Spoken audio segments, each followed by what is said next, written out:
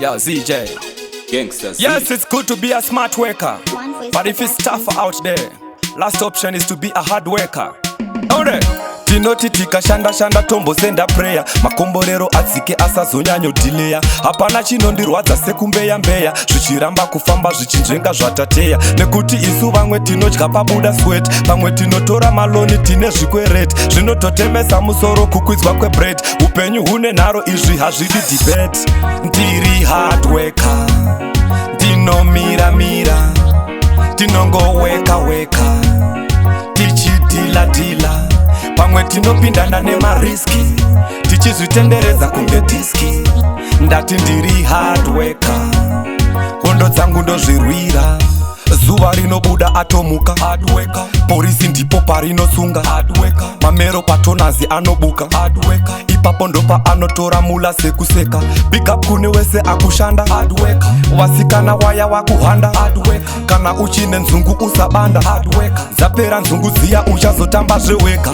Ndiri hard worker, ndinomira mira, tinongoweka weka, tichidila dila, pamwe tinopindana nemariski, tichizvitendereza kunge diski.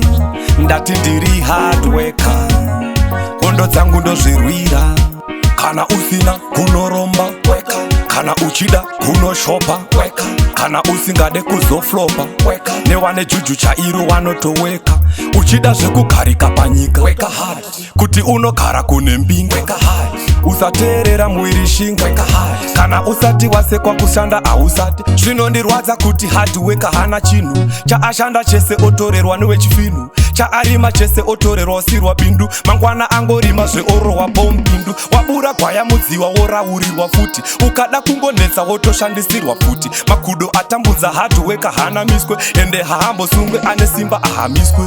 Ndiri hard worker, ndinomira mira, tinongoweka weka, tichidila dila, pamwe tinopindana nemariski, tichizvitendereza kunge diski.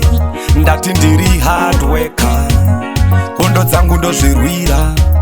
Ndiri hard worker, facts. Ndinomira mira, tinongoweka weka, tichidila dila, pamwe tinopindana nemariski, tichizvitendereza kunge diski. True. Ndati ndiri hard worker, yes, hondo dzangu ndozvirwira.